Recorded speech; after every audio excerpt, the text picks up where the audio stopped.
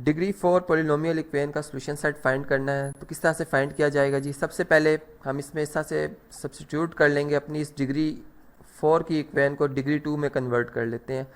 हम यहाँ पे इस तरह से सपोज करें कि हमारे पास जो एक्स स्क्वायर है ये इक्वल टू है जी किसी और वेरिएबल के, चलें इसे बी वेरिएबल कह देते हैं। और फिर इसी तरीके से जब हम इसका स्क्वायर करेंगे यानी एक्स स्क्वायर का स्क्वायर, इसी तरह यहाँ भी राइट साइड पे बी का स्क्वायर हो जाएगा, तो बी स्क्वायर जो है ये इक्वल टू आ जाएगा जी एक्स पावर 4 के।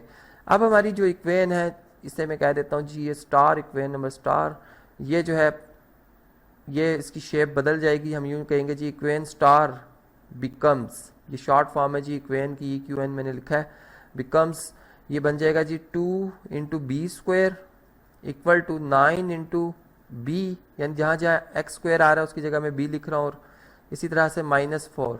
तो अब हम इसमें ये करेंगे कि जी जो हमारे पास ये दो टर्म्स हैं इनको मैं शिफ्ट कर लूँगा लेफ़्ट साइड पे, ताकि तमाम टर्म्स एक ही साइड पे आ जाएं जी। 2b स्क्वायर माइनस 9b और +4 इक्वल टू 0। तो इस तरह से ये इक्वेशन हमारी जो है वो स्टैंडर्ड फॉर्म में भी आ गई है। अब क्वाड्रेटिक इक्वेशन जो कि डिग्री 2 की पॉलिनोमियल इक्वेशन होती है, इसके सोल्यूशन फाइंड करने के 3 मेथड हमने पढ़ रखे हैं, जिसमें फैक्टराइजेशन हमारे पास आ जाता है, क्वाड्रेटिक फार्मूला है, कंप्लीटिंग स्क्वायर मेथड है।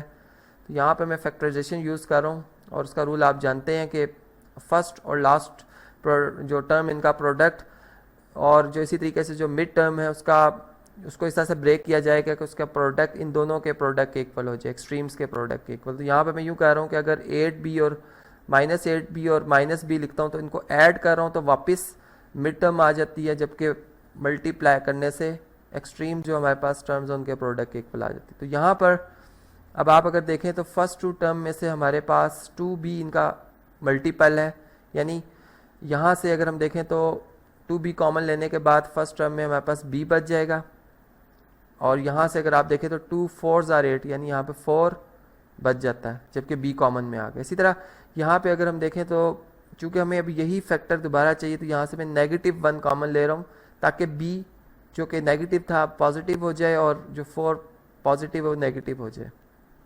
इस तरीके से अगर हम देखें तो हमारे पास अब b-4 मज़ीद इनमें से कॉमन आ रहा है, इसे कॉमन ले लेंगे। यहाँ पर फर्स्ट टर्म में हमारे पास 2b बच जाएगा और सेकंड टर्म में हमारे पास 1 आ जाएगा इक्वल टू 0 के।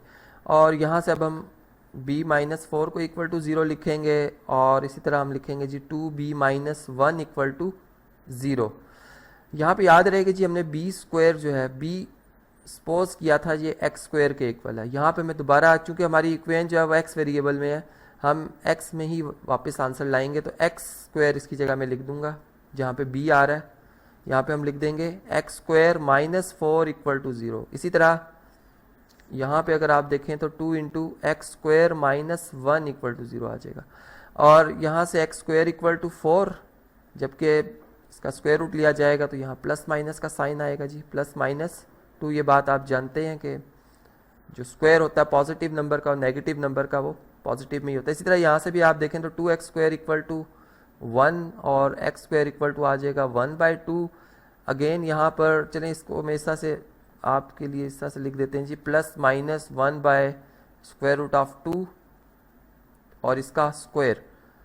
यहाँ से आप अगर स्क्वायर को ओपन करेंगे तो आपका जो जवाब है वो 1/2 ही आएगा। यहाँ पे चूँकि वेरिएबल की वजह से हमने वो हर पॉसिबल नंबर लिखना होता है जिसका आंसर इस इक्वेशन को सेटिस्फाई करे। तो यहाँ से हम देख सकते हैं जी x की वैल्यू जो है वो +-1/√2 आती है। और ये दोनों ही इक्वेशंस हमने चेक की थी जी, जो दोनों ही वैल्यूज जो हमने x की फाइंड की हैं ये हमने चेक की हैं, बाकी इक्वेशन को सेटिस्फाई करती हैं, यानी सोल्यूशन है ये। तो हम यहाँ पर एक सेट बनाएंगे जो कि सोल्यूशन सेट होगा और उसमें फिर +-2 और +-1/√2 दोनों को हम लिखेंगे। तो ये जी सोल्यूशन सेट।